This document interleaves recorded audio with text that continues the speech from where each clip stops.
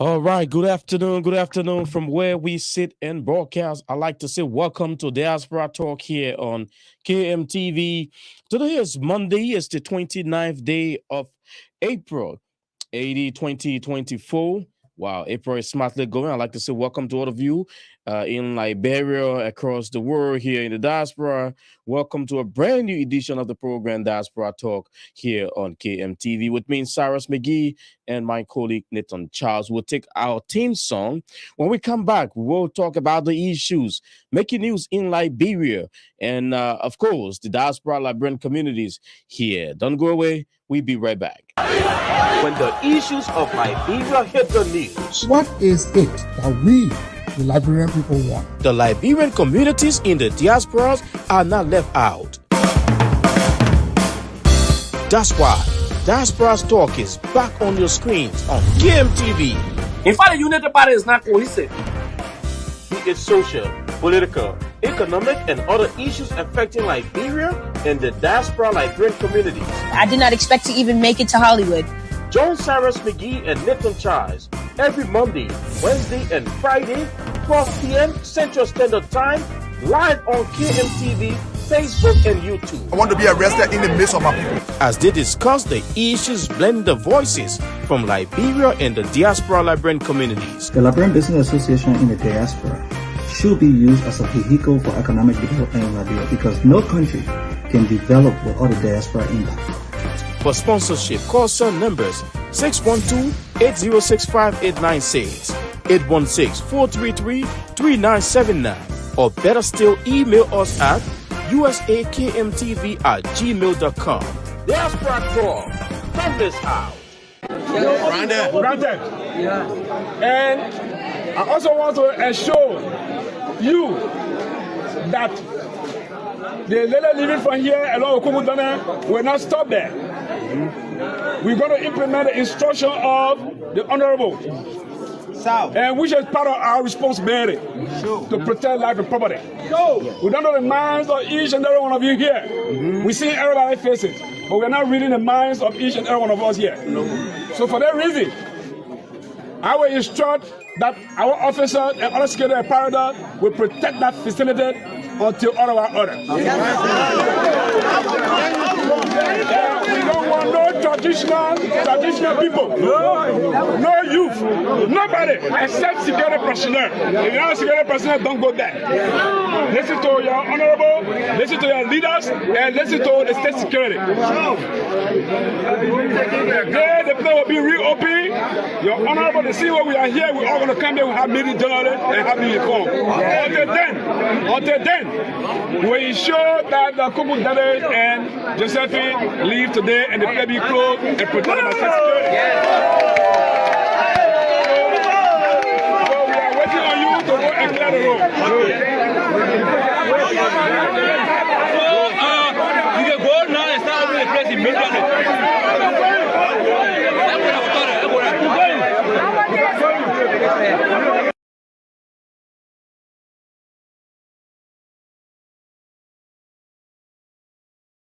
Like to say welcome to Diaspora Talk here on KMTV. Sorry for the brief break there. I'm here along with my colleagues, Nathan Charles. Together, we are bringing you to this edition of the program. Nathan, welcome. We started with that scene from Bond County, precisely the area where they refer to as the Patawi clan, where Liberia's, much talk about Patawi waterfall is situated. Over the weekend, we saw this big post from the Patawi management that they were under attack by reportedly people of the community, and they were alleging upon orders of the representative of that area. That went wide. Social media went wide with people condemning that situation. As you can see, major tourist site on a threat. That was the Patawi area. We will bring you more details surrounding that because we spoke to the representative who's in the center of all of this. But Nathan, welcome. It's good to have you on this bright and wonderful Monday here in Brooklyn Center, Minnesota, from where we sit. It's cloudy, bright. It's bright from it looks like, but it's kind of like, but Sunshine. we used to what it looks like out there. Yes, Liberia. Things happen in Liberia. We listen to the good, the bad, and the ugly over the weekend, while others were celebrating their victory in sports and other achievements, appointments. Other people were protesting and driving away some investors from in our country, like in the Pottawi waterfall in Bond County that you spoke about. It was a intense scene there. We saw that even in Grangita County, the new superintendent also arrived there. And also the Coalition for Democratic Change as well says they will protect the rights of motorcyclists, and they are defying government's new mandate denying motorcyclists from plying the streets. So there's a lot going on in Liberia and across the world, but the budget has been passed.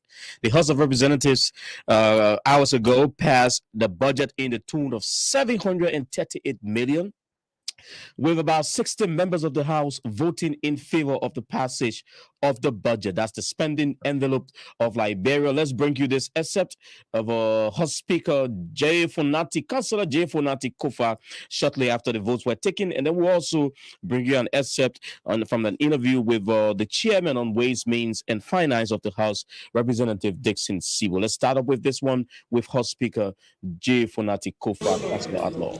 There's no I think there was one abstention. With 60 members voting, the ayes have it, the vote is carried, the budget is adopted and sent to the Liberian Senate. I want to thank my colleagues from the bottom of my heart for the work you have put into this.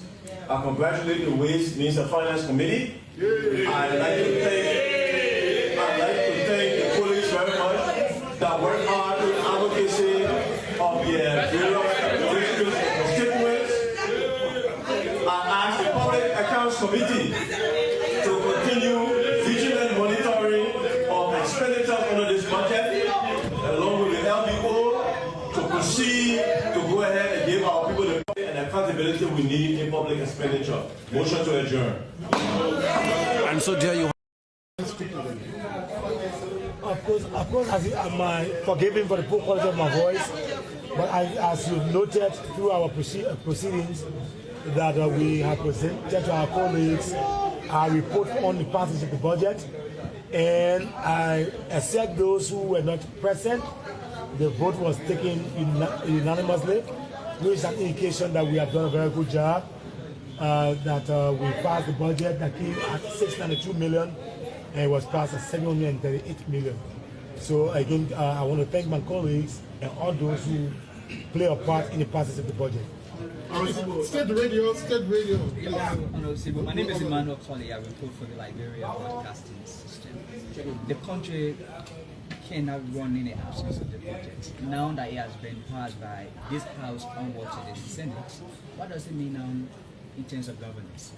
Well, of course you understand that the budget is the driver of our policy, our governing policy.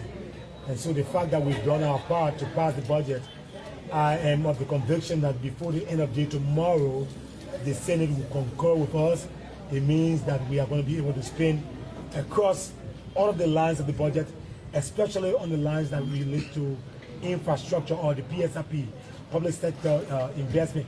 That is the line that actually moves the economy, and so we are expecting to start that spending process. Prom FM, Prom. So my name is Prince, and I report for Prom FM on Recibo. So my concern is your committee done well. You were able to generate 50+ million to raise the budget of 700 million. The issue of oversight on spending entities and budget performance report, those are challenges faced. How this legislature, you being chairman of Ways and Finance, what can you assure the public when it comes to oversight on budget performance, how the budget performance in those spending entities, how do they make a report? So if you follow the readings of the report, there is an exhaustive listing at the back of the numbers in the report, and that those lines are referred to as the budget law. Those lines guard the execution of the budget. In terms of monitoring, we're going to make sure that the fiscal measures that are in place for the passage of the budget they are ahead to, and our committee, along with the Public Accounts Committee, will be working tirelessly to ensure that all of those measures are kept in place and the budget is executed based on those lines. New Republic. Your name, please. My name is Mark McGonfey and I report for New Republic. The Bonware Clinic surface in the budget. And then two lawmakers are contending for the same budget line. That is DJ Blue, Bernard Benson, and Bon County lawmaker. Where the budget line? No lawmaker has a budget line. No lawmaker has a budget line in terms of sector. I mean, in a district. So if it's a district clinic, it is for the district and not for the lawmaker. That is the point I want to make to you. So if Bonware is in Bon County, the Bon County people in Bonware as a town or a village will benefit and not the lawmaker. And so what we've tried to do is to ensure that across the country, every county is affected, every district is affected.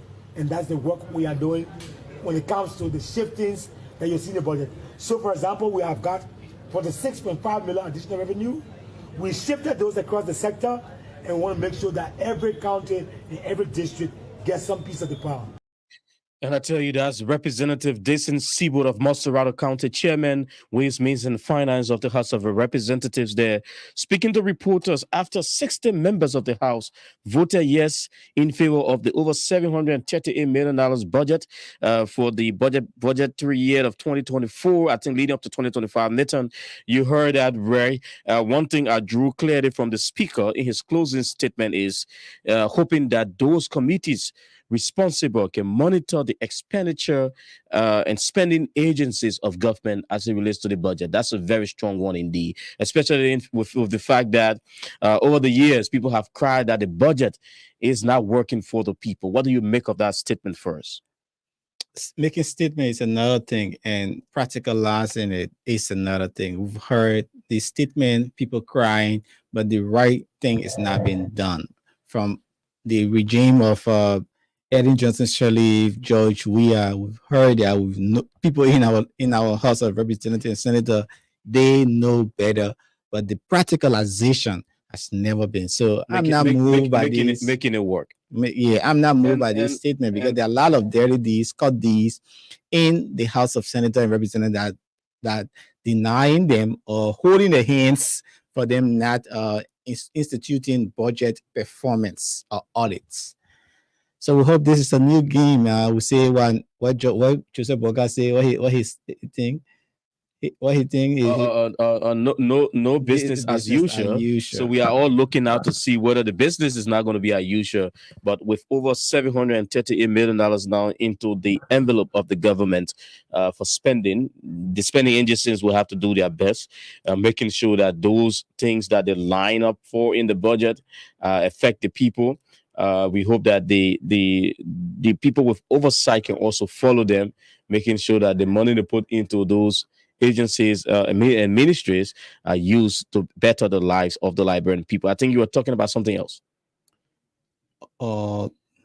Who's that? No, I thought you were talking about something as I saw you strolling through. Oh, yes. So I'm looking at some of the money that was given to these agencies, few of them that was scrutinized in the budget.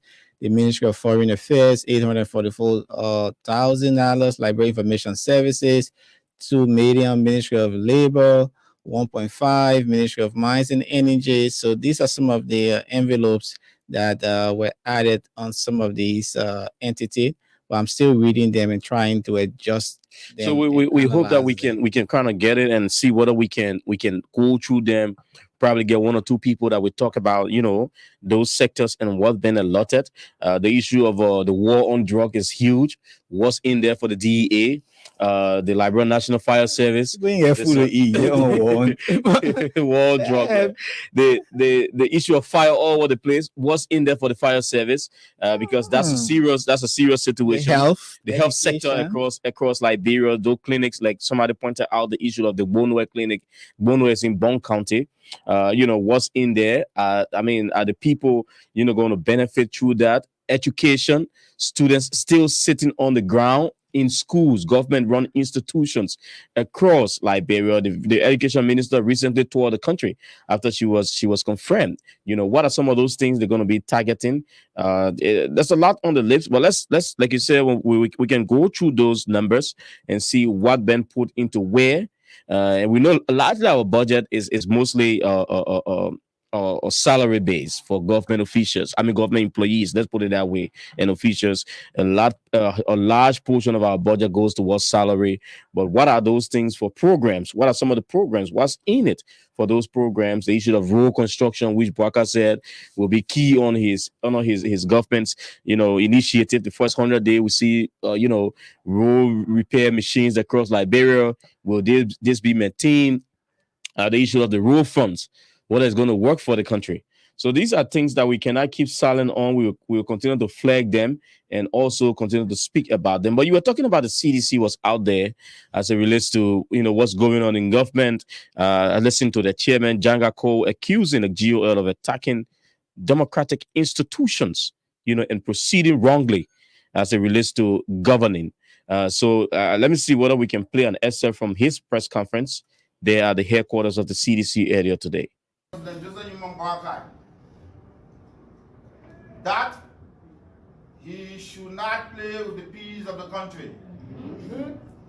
The United Party government should not play with the peace and stability of the country. But the peace of this country has been maintained not by the police, not by the army, not by any armed security forces of the state. The peace of this country has been maintained by the Liberian people. The peace of this country has been maintained by the Liberian people. So do not test their resolve. Do not test the resolve of the Liberian people. Because you do not have adequate security forces here to contain the Liberian people. You do not. Sure. So you should be warned. You should be warned that you should not tamper with the peace and tranquility of the country. That you ascended to power with a vote on the margin of error. It's a clear indication. It's a clear indication that it's the people's will that matter.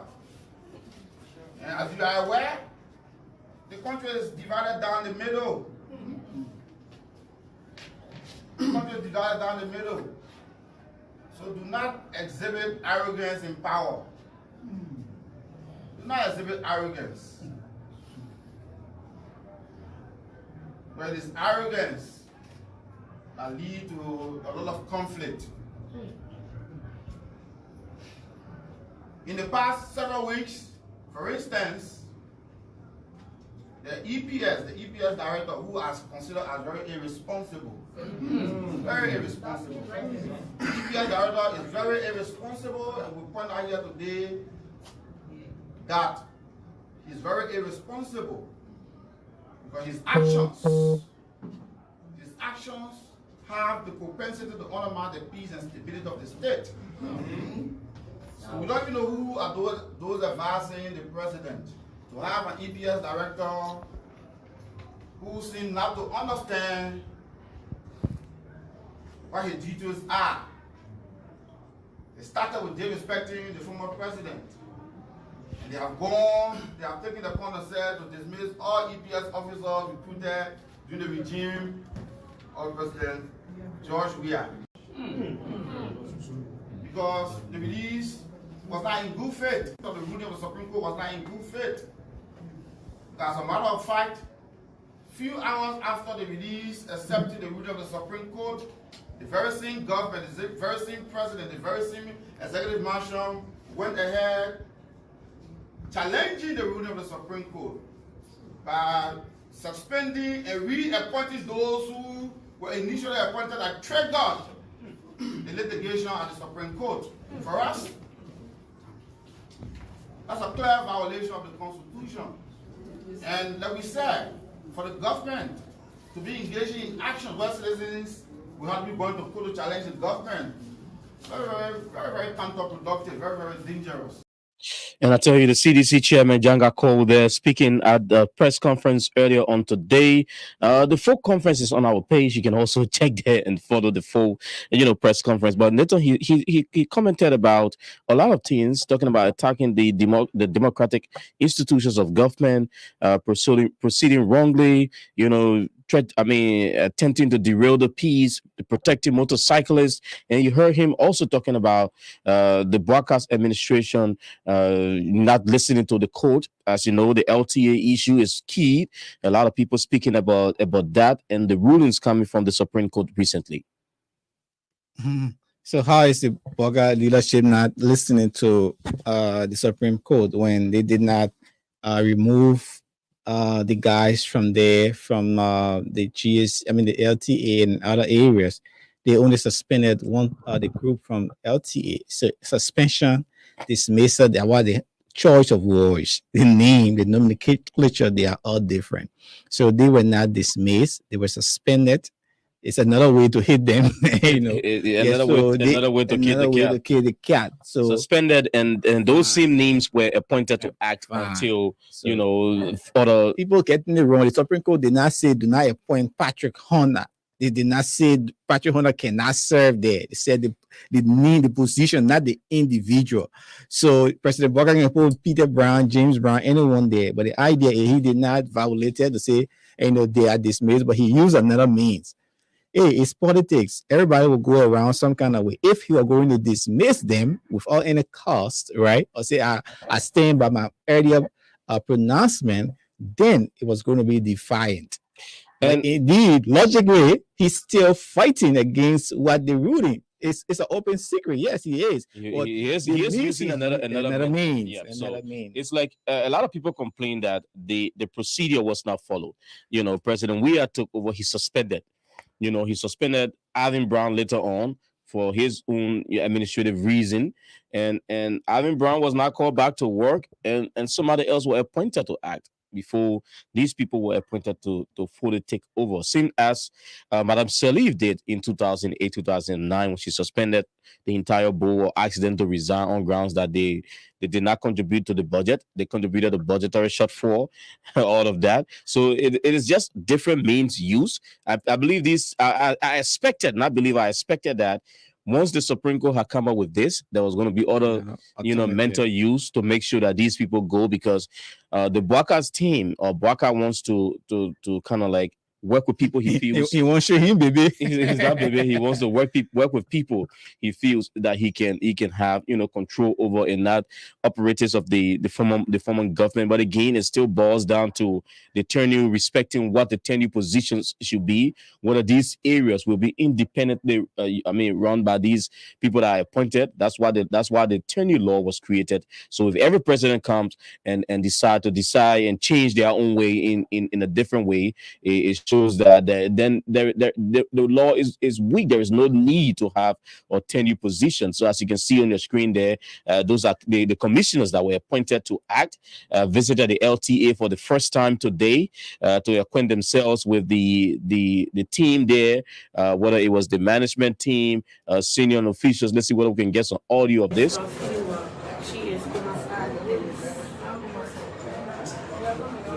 Kumasa Dennis meeting the acting commissioners of the Liberia Telecommunications Authority. The acting commissioners arrived.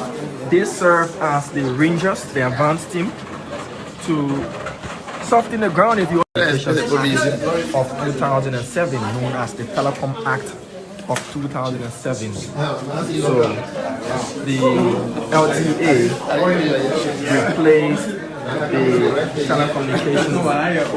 Oh, really? Oh, like you're banking that? So it's all smiles and handshakes at this moment. And at the LTA. So as you can see there, the newly appointed commissioners who's going to be acting there, including two former representatives. So they visited our place today for the first time. See the guys are smiling. To acquaint themselves. Yeah, the smiles are. We have landed. Yeah, You shaking including man. Massacre, Patrick Horner, and others. There are 5 commissioners that have been appointed, to act. But earlier, before the entire team arrived, the first 2 who arrived, they spoke to the press just before the rest of them arrived. So they are going to be taking over. Let's bring you this one by former Representative Ben Fofana, who was one of those that spoke when they arrived earlier at the most talked about Liberia Telecommunications Authority. Let's bring you this excerpt. So we are operating an open government. We've been following His Excellency Honorable President Joseph Nyuma Boakai. We're going to be very transparent in all that we do. We met you here. We have come for the first day to interact with the staff are here. As you may be aware, we have 5 commissioners. 3 are not here with us currently. They are having outside engagement, and that engagement cannot permit them to be with us this morning. So my colleagues, Angela Bruce and myself, we came this morning and we met with the directors. We have an acquaintance meeting with them. And after chatting with you, we will be doing the working from department to department and also interact with the staff to make sure that we bring stability to these institutions. And also be going from department to department to meet other people. Call of the President of the Republic of Liberia, His Excellency Joseph Nyuma Boakai. We have just had an opportunity to speak with the members of the senior staff of the LTA, available directors, and our goal here today is to, just meet and greet and assure the team that we are not here to harm anybody. Our role here is only to enhance the work that's already in place. Our role here is also to ensure, stability. And we've asked the directors here present that the word should go forth to all of the staff. We're here to work with them in a collaborative manner.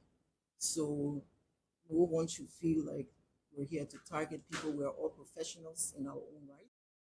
And I tell you, Madam Angela Cassell Butch, one of those there appointed to act at the LTA Newton. You listen to them.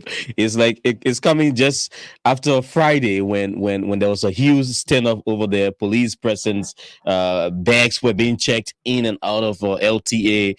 People wanted to know how stars were leaving, what was in their vehicles, what belongings were they carrying, because there were reports that people were taking materials from the place before the commissioners can even arrive, or it turned out to be all fallacy, but people were being checked. And now they've come in, you listen to both of them. They want to soften the ground and make the place down to feel like a working environment. I mean, with what went on, there will still be disunity. There will still be high feeding, because some of the guys were loyal to the outgoing, and those who feel marginalized, maybe some having some connection with these new guys, they want to start talk gossip. So that's one of the things they need to close their eyes to. If you, as a leader, when you enter the place, do not go on ESC or start to wish hunt those who were, because some people were happy that the guys, the Supreme Court, and upheld the ruling, and they were happy that they are coming back to work in 24 hours time. They were all risked out of their job. So we hope that the new leadership who's going there will go there with leadership experience and don't carry their party sentiments. And I know some of them. That's a huge one indeed. I know some of them who are the commissioners. They have that posture attitude, and from previous leadership, they will want to take it down there to the LT, and that would not be good. That's government area. You need to be more careful and more professional in executing your work. Don't go there and feed the other guys now. They don't know poker, and you there because they were loyal to the outgoing guys. You want to national and send it to the security or send it to the someone or change people roles overnight without janitorial position and stuff like that. Those are things that people should look at, very seriously, and make it a place to work professionally. Like you said, we are all professionals. The public eyes will be out there to know whether professionalism will be upheld to the letter at the LTA. So that's a key thing. We will take a very quick break. When we come back, the DEA boss was over the weekend accused of math handling workers of the Magic Group of companies and their CEO. We will listen to an excerpt of that. We reached out to AB Kroma to see whether we could get his side of the story as it relates to the altercation there at the Royal Grand Hotel over the weekend, and also that altercation in Bond County, where reports from Bond County was alleging that the representative of that district, Eugene Cully, was behind the closure of Patawi Waterfalls, a touristic attraction in our country. As you can see, that screenshot from the Patawi management, we are currently under attack. They claimed he had his side of the story. We did an interview. We hope to play an excerpt from that. Also, a sad news this morning, indeed, when a young lady was discovered dead in Gardnersville. She's a member of the technical staff of the female national team of Liberia. Vivian Sando was found dead in the streets, reportedly after yesterday when she had gone to watch the national county sports meet at the SKD Sports Complex. Why? Nobody knows yet, but we will also bring you scenes from that place earlier this morning. But let's bring you this quick break with our sponsor, the Park Liquor Outlet here in Brooklyn Park, who's also associated with Diaspora Talk here on KMTV, Liberia's premier online television. We'll be right back. Let your celebration begin with Park Liquor Outlet, your first Liberian-owned liquor store in the city of Brooklyn Park, Minnesota. We have everything that you need to set that special occasion up right. For your next party or great get-together with friends, visit Park Liquor Outlet. We have great selection of beer, wine, gin, and many more at affordable prices. Our customer service will make you always want to come back. We are open Monday to Saturday, 9 a.m. to 10 p.m. and Sunday, 9 a.m. until 6 p.m. Park Liquor Outlet, your one-stop celebration store. We are located at 6315 Zine Avenue North, Brooklyn Park, Minnesota. Visit us today and feel the difference.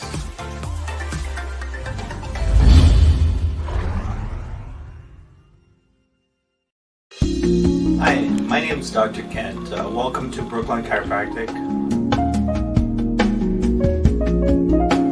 Come to Brooklyn Chiropractic if you're having any back or neck pain. Especially, we specialize in treating people in auto and work-related injuries. So we've been established here in Brooklyn Center for the last 14 years. And one of the pleasures that I have is helping out in the community. We've sponsored a lot of events throughout the years in the community, and we really appreciate being a part of the community. So if you're experiencing any pain, give us a try. If you want a drug-free way to get better. Thank you.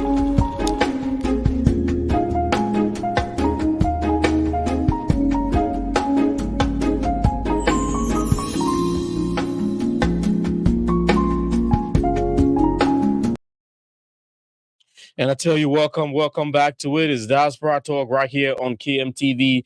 We are everywhere. That's why we are here on this wonderful, wonderful morning. And as you this afternoon, as you listen earlier on, we talk about this issue in the Patawi area. Let's bring you this excerpt from over the weekend when the representative of the area and the police commander met with residents of that area, the Patawi clan, after the road leading to the Patawi waterfall, was reportedly blocked. If you read this particular picture or photograph of what was posted by the Patawi management, it says we are currently under attack. Over the past 17 hours, access roads to the waterfalls have been blocked with felled trees, while our site itself is under siege. Some town people and youth, led by Bond County District Number 5 Representative Eugene J.M. Cully, are threatening to burn down the facility unless it is turned over to them. Urgent intervention from the authorities is required to address, I believe they meant to say, to address this volatile and dangerous situation. And this was the video that surfaced from that place when the representative Eugene Cully and the police commander met with the young people requesting that the roadblocks be removed. Granted. And I also want to assure you that the lady living from here along Kumudana will not stop there. We're going to implement the instruction of the Honorable, and which is part of our responsibility to protect life and property. We don't know the minds of each and every one of you here. We see everybody's faces, but we're not reading the minds of each and every one of us here. So for that reason, I will instruct that our officers and other security apparatus will protect that facility until all of our order. We don't want no traditional people, no youth, nobody except security personnel. If you're not security personnel, don't go there. Listen to your honorable, listen to your leaders, and listen to the state security. The place will be reopened. Your honorable, to see where we are here, we're all going to come here, we'll have meeting generally and have meeting informed. Until then, we ensure that the Kumu David and Josephine leave today and the place be closed and protect our security. So that's the police commander in the area. They are flanked by the representative. We've tried to reach out to the Patawi Waterfall through their WhatsApp page. We did send a message. They responded, hi, and requesting to hear from them. They've not yet, gotten back to us. But on the flip side, we also thought to reach out to the representative of the district, in person of Representative Eugene Cully, who briefly told us what was his role in the entire thing. We'll play this except from his the interview here with him via telephone. Denigrating my character, and even going as far as saying that I have instructed people to attack her last night and that they're going to burn down the place. But here's a joke. The fire which you posted with my photos, that fire was not even close to her where the guys put a camp near the town. Cooking her food to eat because they said the whole day they didn't eat. That it was that fire that the police came and took the photo they carried to her and then she was able to post it on her page. You go in her camp today or tomorrow, there is no one fire by you see there. And the guys have been very much, safe in that they are doing the things without causing problem. Luckily today, the Ministry of Internal Affairs went there along with some people, even the government come out, but also they say he went there. So I think they have solved the matter. So they let me hanging because they said in 2 weeks time they were going to get back to me so that we all can go there to have it solved. Whether you have gone tarnishing my reputation all over every media outlet are taking the issue. The moment I drop the line, all of the statements that I made there, the statement made by the police commander, the statement made by the traditional people, I'm going to say everything to you. The communication that I wrote to her 2 months ago, I will send it to you. The CMOU that she's not living up to, I will also send it to you guys. So what are some of the claims that the citizens are making for which you wrote that letter? What are those things that they are bringing to your attention, or they brought to your attention 2 months ago? The key issue is she's not living up to her corporate and social responsibility. What are those that are enshrined into the MOU? Okay, As I said to you, I'm going to send it to you, and you will see it. And let me say this: what really got the people hurt most is that the woman will buy caustic soda, take it to the women in a place, telling them that go and wash yourself with it because you people are smelly. She went and brushed the people rest farm.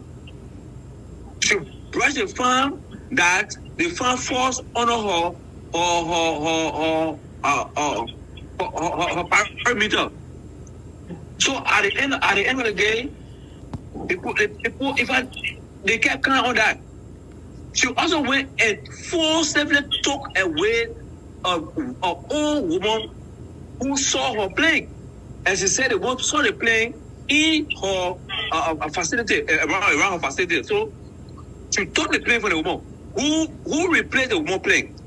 Honorable Prince Kememo is the one who gave that woman 65,000 to go and restore the plane elsewhere. And those are some of the things that are agitating the people. And I tell you, Eugene Cully, he's the representative of that district in Bone County. That's the district where the Patawi waterfall is situated. That's the area they call the Patawi clan, not too far from the Cottington University area there in Bone County. And according to a letter he wrote to her, that's Madam Josephine Richardson, who's the manager of Patawi waterfall. He wrote her on February 20th, asking for a meeting with her on February 23rd.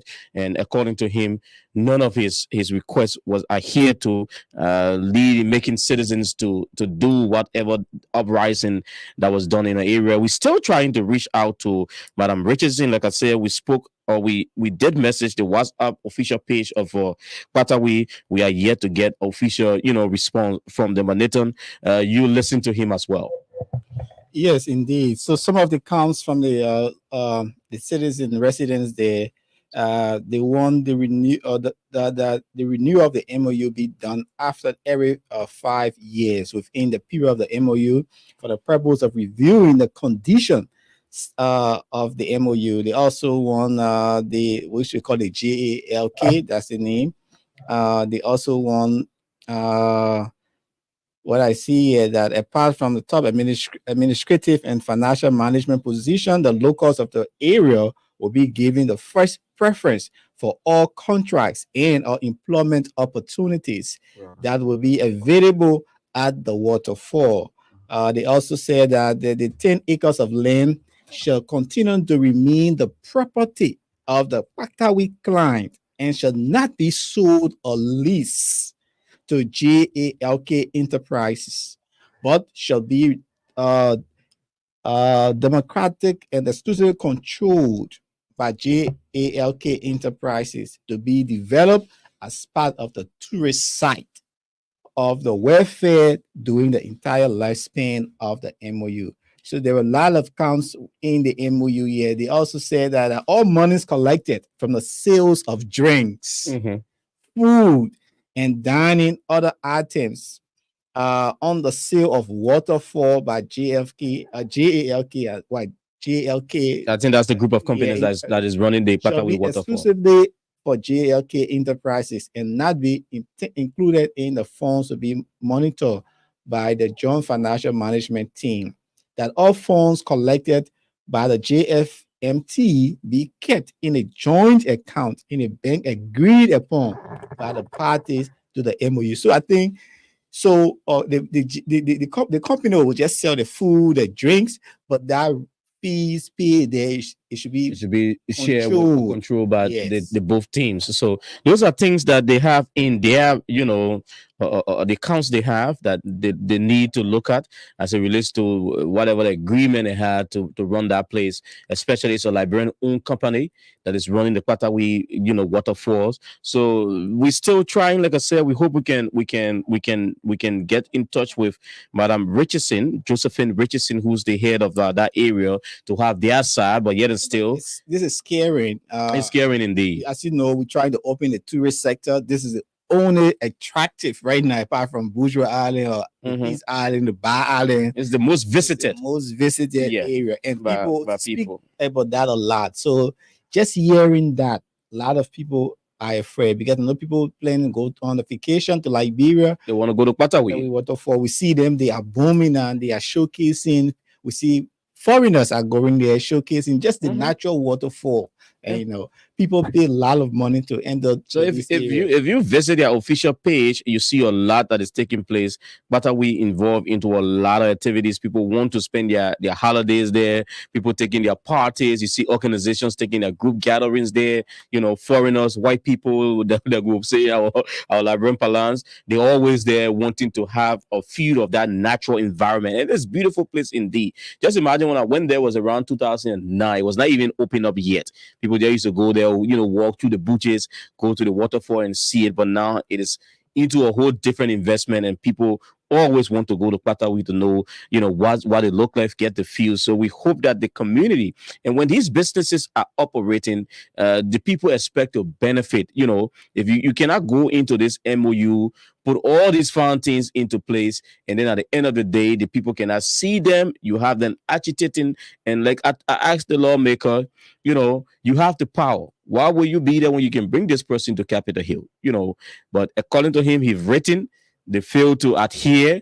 So let's see. We also hope that we can get in touch with the police director to understand the role of the police as it relates to, taking care of that place and what the citizens are agitating for. So it's a huge thing that if they don't manage, it will not be a good one for us, that particular sector in Liberia. That's why in the agreement it said after 5 years there should be review and renew. Because in count 14 it says that all funds under the supervision of a joint financial monitoring team shall be shared or distributed on a quarterly basis after payment of government of Liberia taxes at a percentage rate of 55%. JALK Enterprises, a contractor, 20%. For the Bond County administration or owner, 15%. For the caretaker and 10% for development of the waterfall. Yep. So it says JLK Enterprises will take possession of and use 10% for development purpose. So 10%. So some of the things maybe they're not seeing it. That's why people need to sit down to the table when we sign agreements. I'm saying a couple of the agreement here is signed, is notarized. So it means by it is legal.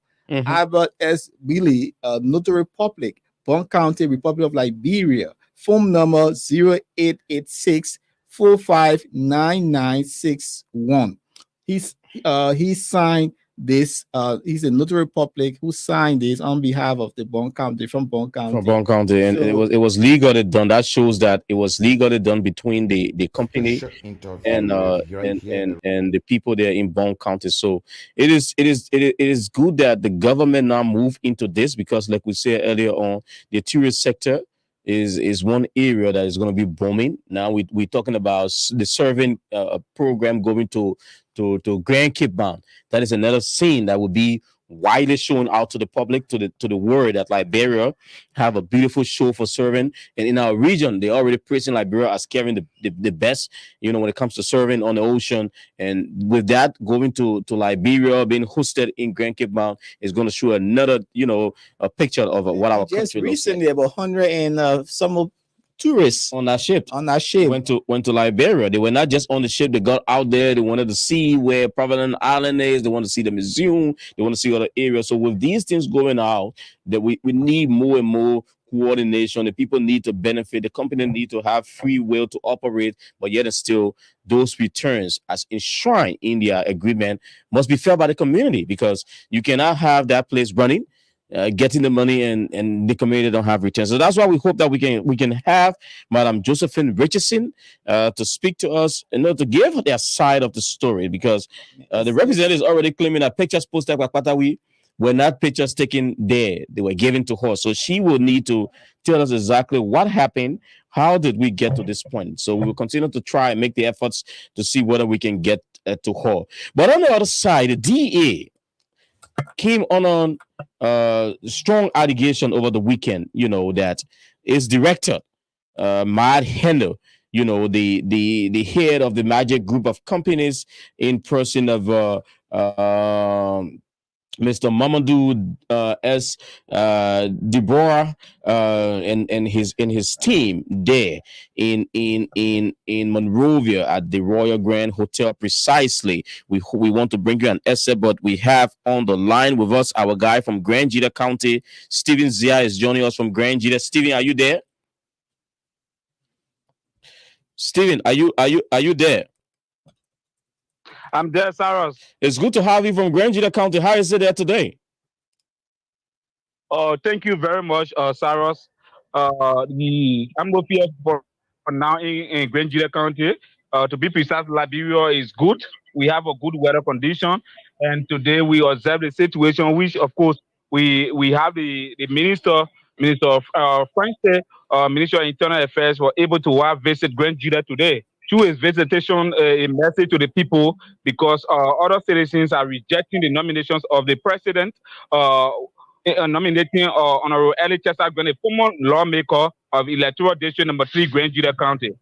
So a visit today in Grand Jita County is to bring together peaceful people so that they can be able to accept the nomination of the president that were made by him so that Grand Jitans can work together. So is the superintendent now in the county? Because we understand there were a group that were there opposing his arrival in the county. Tell us, did he arrive in Grand Jita? No, by God's grace, the superintendent on the 4th of next month will be arriving in Virgin. So the Internal Affairs Minister Francis Yumale was there to mitigate the problems before the superintendent's arrival. Is that what you're telling us? Yes. Okay, so as we speak, the group that was agitating, are they now okay with Superintendent Elliot Chester's coming to Grand Jita and run the affairs of the county? As I said the last time, those guys they are limited. If you follow the number of those guys today, because when we're at the Israeli stadium today with the minister, we were there observing the situation.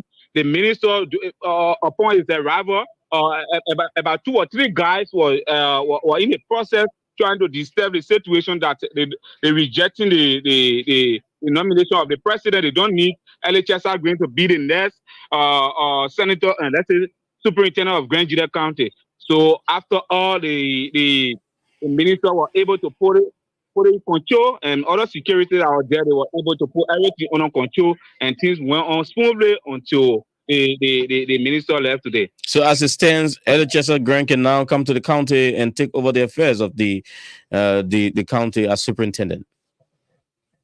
Through the statement of the minister, because he said everyone has right in different occasions. Grand Jita are having the opportunity to elect representatives, or having the opportunity to elect senators. So the opportunity of the president is to nominate, let's say, appoint superintendent within the county. So he can't stop because the function of the superintendent is the vice to the president. So he can't stop the president who he trusts that he want to lead the people within the county to stop a mission. All right. So that one yes, go ahead. No, I was just saying, is there anything else you want to flag from Grand Jita County? Yes. What I want to say is that we Grand Jitans, Liberians, at large, I want us to work together. All Grand Jitans in the diaspora, Grand Jitans in Liberia, I want us to get together as one body to work in the interest of our country. We are not working in the interest of individuals. So that's a strong message indeed. We're running out of time, so we will connect with you Wednesday to follow up on what the situation until the superintendent arrives. We hope we can talk to you every time to know what's the situation in Grand Jita. Thank you, Stephen. Thank you very much. All right. So I think it is like everybody needs to play their part. The people need to listen to the president, work with his appointee. And this is one of the counties that we haven't that from. I've not heard that from any other counties yet. But the fact that Elliot Chester Grant was Margibi is heating up. Margibi is heating up until they get there. So it shows that Liberia needs to get back to where the people can elect their local government officials. Again, it's expensive, sir. Byron. It's expensive. So it's constitutional. Again, we it's cannot continue to suspend the constitution based on expenses. When we should be able to create means, avenue that these things will happen, or else we'll continue to have this. We would do it in the general presidential election, one ballot, and just go to the Senate and represent everybody. Let people run one campaign and have that. That's what we're talking about. You cannot have separate elections. It will be a lot to do, but Liberia needs to get back to its constitutional responsibilities. Again, these are vast jurors of the president. If they are elected, I mean, it's crazy to talk Liberia politics because you saw how President Boga went around with the LTA and other appointment. It's just hard. You think that okay, we elect our superintendent and stuff. When you go, they don't want. Imagine Jefferson Coach is elected as a superintendent of Moserado County. He was said the mayor influential. What's going to happen? Mm-hmm. So it's the will of the people. It's the will of the people. It's crazy to talk Liberia politics. It's crazy. But let's bring you this excerpt from the CEO of the Magic Group of companies, who over the weekend alleged that Colonel A.B. Kroma and his team madly hinder, workers of his company, including himself, spraying him with what he termed as tear gas, or in some other saying pepper spray. But let's listen to him in this interview. And to let your work speak for you. I am supposed to be the one to question A.B. Kroma's integrity. A.B. Kroma can question my integrity. You understand? Because in my track record, nobody can ever find me in anything nonsensical. Like I stated earlier, I was talking to somebody on the phone and they told me that, because people come in with drugs from Sierra Leone, and then because I have a relationship or connection with Sierra Leone, then it must be me that is bringing this drug. Why? I don't even understand this kind of stupidity. Even if you need me to aid your investigation, it is a decision that I will make. You understand what I'm saying? I don't have to participate. I'm not a paid DEA agent. You understand? I don't have no entitlement to whatever working with the DEA. I did not went to the Senate to articles of be confirmed or take an oath to serve this country in that manner. A.B. Kroma invited me yesterday. There was a positive invitation that ended up him beating up on me and then pepper spraying me and assaulting my workers and myself. And we are taking stand to take legal action against him. And we are not going to play with this matter. Many Liberians are in the same state, being marginalized. They are suffering in the hands of A.B. Kroma and authorities and government because they do not have a voice or a platform to talk. How can you call this challenge Liberians? Us, we are all challenge Liberians. Us as a drug dealer. I instill value upon my employees. I tell them not to drink, not to smoke. It is not encouraging my working place. Neither to take drugs. Upon all the people that have seen me, they've never seen me with a cigarette, shisha, or alcohol. How can you connect me? Drug dealers you're talking about, see how stupid that these people can sound. Yeah? That you will tell me, a man like myself, because I take picture with Prince Johnson, then I mean the person that killed, then the killing that Prince Johnson killed president, then I mean that I killed the person. I don't even have a picture with a drug dealer to state that fact. If you are insinuating that I know somebody from Sierra Leone, so because you know somebody, because your mom born somebody that crazy, you crazy child too? Just think about it for a second. How low mentality this country has turned into. The president, people that he selected in the Drug Enforcement Agency, especially AB and Farika, do not harness the professionalism to phantom that responsibility. In fact, I feel like AB and Farika are not mentally stable for that job. I can be very, very clear with you.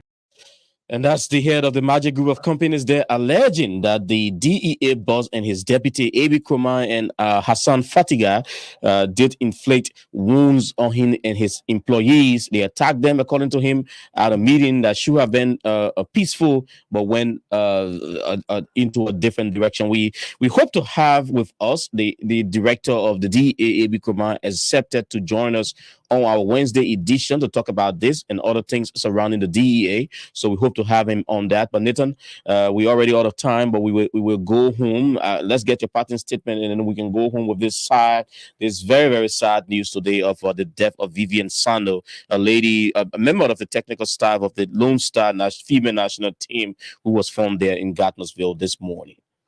Another unusual death again, and we hope investigator will tell us what went wrong. We know yet for another thing to say she went to her boyfriend or something like that, and just be swept under the cover.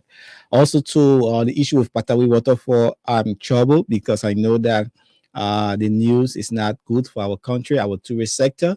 We trying to improve it. We hope that those in authority must go into it with honesty, like you listen to the police director or somebody say, I mean, the lawmaker, when people go into the fence. Then when they come out and talk and change. I love that. He said, I didn't want to go there because we understand when government officials go in the fence when they come outside and talk and change. But yet and still, there is a need that the government officials have a cohesive, easy working relationship with these people because they represent their people, and these people are on the other hand investing into their counties in their district. So you are like a twin mother or a twin father between your people and these investors. When the investors are not getting what they should get, it falls back on you. If your people are not getting back what they should get, it falls back on you. So there is a need for a line to be drawn between them, and you have played that twin parent role. That's what I see. Yeah, and I think that it's indeed because from that MOU said after 5 years, and those signed it was notarized. So they need if it's we need to look at the date of that MOU to know when it was signed and whether it's already elapsed or is on the verge of. They need to ensure that this MOU I'm saying here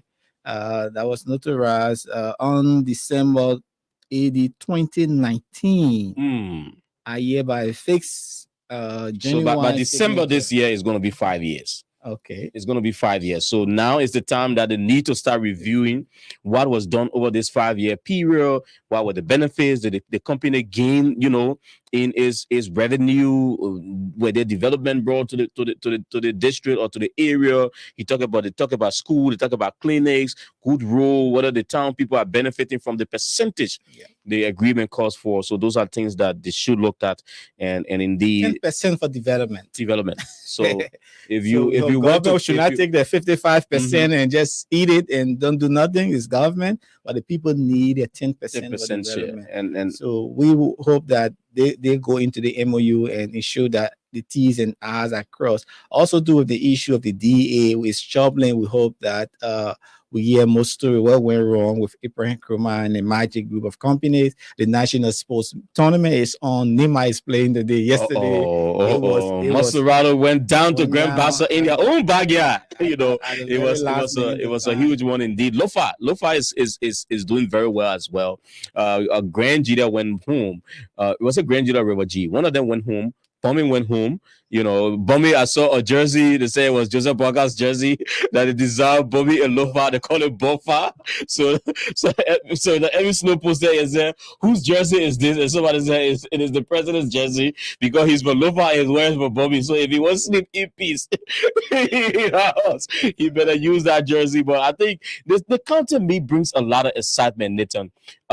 Especially when people come out of heated political, campaigns and all of that. We see people who were in heated races against each other across the country. They can come, they can bump fists, they can hug each other. We see Yan Twayon and the other people there from the other side. They can all wear their Nima jersey, go to the field. Grand Bassa. So Charlie Bromskin and Senator Yombli Kangai Lawrence and Carrasco and other people. They're all there. So I think it gives me that deep thought about 2003, Nathan, when the fractions could put their arms down and go to the ATS, to watch the national team play or to just go and play a soccer game. And after that, they return to their base, pick up their arms and go back to the war front. I think there is a melting point when it comes to sports, and the excitement is so high. The euphoria across the country is so high indeed. So congratulations to the teams that are making it through. My dear Grand Bassa, I'm looking for the song for Bassa. If you're qualified, I will play that song on Friday. And the appointment of our security apparatus. Yes, I gotta go. The former defense minister, the guy who was the first to resign from the Boakas government. Major General Prince Charles Johnson III is back in government as the new National Security Agency boss, the NSA boss. So it's like he dropped that and got a bigger one at this time. So it shows that President Bouakai do have a lot of confidence in Prince Johnson, and he's a guy who was trained by the international community. The U.S. spent a lot of money on their team. Him, and I don't know. I have to check the records, but to know whether Geraldine George Johnson will be the first female defense minister of Liberia. A very smart lady indeed. Deputy Chief of Staff to Prince Johnson, became acting minister after Prince Johnson resigned. She became acting defense minister. Let's put a nomenclature there. Prince Johnson, the third. So after he resigned, she became retired brigadier general. Is now the defense minister designate, waiting confirmation, and she was one of those that Madame Solive highly honored, as being a part of the first team of trained armed forces of Liberia officials. Daniel Zankan is also appointed as another security advisor or something, to the president, military advisor, to the president. So this team of young people who led the army since our war was over, the peacekeepers led, the Nigerians led the chief of staff role. These are the people who gradually took over the army. So congratulations to Prince Charles Johnson. He's my own friend as well, the guy who gave us the medal for our work during the COVID-19 war, and we still have those gold medals. It's not something that comes easy to anybody to have it from the chief of staff. Then it was a wonderful one. Go and serve where now national security boss. But let's leave. And J. Henry Pearson is back this time as what? Ambassador. He was at the NSA. Yes, now he's going as ambassador. So it's like General of Passport. Yeah, and a lot of Director General of Passport. Yeah, he's the passport director, passport and visas. So he's now going to be at the Foreign Affairs. That's an ambassadorial role as well. So Pearson from the security sector is now. That's another secure area, Nathan, because it looks over our passport whose hands they are going to be getting into. So we hope that these professionals will manage our country well. But like I said, we are leaving you on this side note. Vivian Sando, a technical staff of the female national team of Liberia, was found dead this morning in Gardnersville after she reportedly went to watch the games yesterday at the SKD. Cause of death is yet to be known. But let's bring you this video from the scene, including some of those she worked with who went to the scene, including the representative of that area, Jerry Yokwa. They all went there to see what was happening this morning. It was a tearing moment indeed. But we'll leave you with this. We are back here on Wednesday with another edition of Diaspora Talk, thanks to Pack Liquor Outlet. And those of you out there with your businesses, let us know.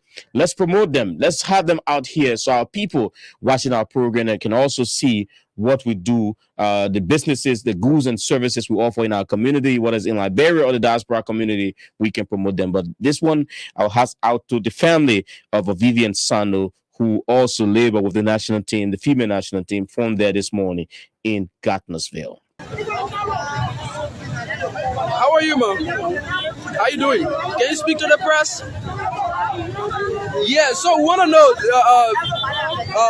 do you know the woman? Yeah, she's a caretaker for the national team, with the national team, and with the other services with the national team as well. Now, people, there are a lot of controversies surrounding of demise. Do you care to speak to that also? Do you get your own account? Actually, this morning, I received a call from one police officer, and he said, do you know any Vivian Sando? I said, yes, I know Vivian. But he told me that she was lying on questions and to police vehicle, which I received the call and I decided to hurry get there. Knowing for the weather, she's unconscious. What was in my mind was maybe somebody took us to the hospital already, or to go surprise for the kid, or Okay. When did the police step in? What was your decision from the police? We went there because we can just remove the body. It had to be done properly. Since we recognize the body as the head woman for the national team, she also played football for almost 45 years. Before that, we came out and the officer asked us to gather people. But the people we brought is very narrow, so now we're trying to arrange for paper so people can deposit into it. So as you know, you found the head of tried giving you a call, but since his room is off, I'm on the technical director, Mr. Doko Wise, which is the technical director for the entire LFA. I'm calling him, he's in route right now for us. So upon giving this information, how was your reaction? I felt very bad because this is not what we expected from her. Because she's the owner of the donor. They're supposed to be traveling to Senegal hopefully by next week, and she's also part of the delegation to go to Senegal. So I feel very sad because her vacant right now, we don't know who is going to occupy that vacant that is still there, and we feel very sad as a footballing family. And currently right now, everybody is still all coming forward, and even some coaches, because I'm the executive coach for the senior women national team. We have the administrative manager here from the posting, which is Famata Donkey, and we have Cecilia Sibo, our former teammate, currently our former teammate, and we have Cecilia Alpha, why should I actively playing? Okay. All right. Thank you for filling in with the details. I really appreciate it. All right. So, folks, so we are still here, and after family members have identified the body.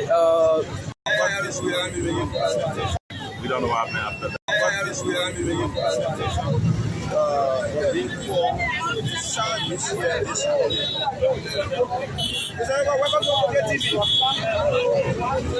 Yeah, how are you, sir? I'm okay. All right. All right, so the lovely body of this young lady, Miss Vivian Sano, was discovered here this morning. How do you feel about such an incident? Actually, this one is unfortunate for our district. We wake up this morning to see one of our citizens laying in the water. We don't know what actually happened, so we are waiting for the forensic team for the Liberia National Police, and they can start investigating on it. But see someone that live in the Chupadre community where I live, and see someone that I knew personally. So it's just unfortunate, we don't know what happened, so we hope that the investigation will unveil to us what actually happened. We know the last time we saw her, she went to the game to support Mosuara County, and we don't know what happened after that. Okay, Mr. Yako, you are a national leader. You know the last time there was another incident at the Badonville Junction, which led to the death of one Nimbo. You know, these things are happening one way or the other in the country. What is the national government doing? Why is the national security doing to continue this incident? The national government is trying to do what they can to improve our security situation. That's why we are working for the part of the national budget today, so that we can provide funding for our national security. We'll provide more training for our security apparatus. So we as a government, we are trying to do our best because we know our sole responsibility is to protect our citizens. So we are doing everything we can to ensure that our security situation becomes better every day. So at this point, we can't make any conclusion because we don't know what happened. Even with the last situation at the junction, we still don't know what happened there, but our security system will be better every day. So we are doing all we can as a government to support them. Now, seeing this is District 12. There's another dead body in District 12. You serving as a sitting representative for District 12. What do you think your citizens may say? You serving as a representative of District 12, and then with this occurring in your district? Yeah, it's unfortunate that these things are happening, but our district is a peaceful district, and we had just been assigned a new commander. So we hope this person can change. We are not saying that we work. But again, we are within the budget of our we apply for more manpower, more police, more patrol cars, and remotely in. So again, we are working to make things better. So we are just helping our citizens to work with us, be cooperative, give any information they can, when they see it, when the police approach them, and we'll get that. But we are doing everything we can as people, as a country, to ensure that our people are protected. Okay, all right, thank you so much. All right, guys, thank you so much. All right, so we can see family members are putting in here.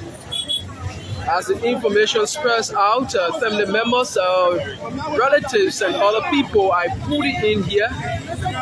This particular area, former teammates, and also put it in here. So keep following Freedom TV. For politics, entertainment, news, and business. And this is KMTV. We are on the screen, we are everywhere. The best online Liberian platform you have. Make the best use of it. My name is Frank Adams, and I endorse this channel.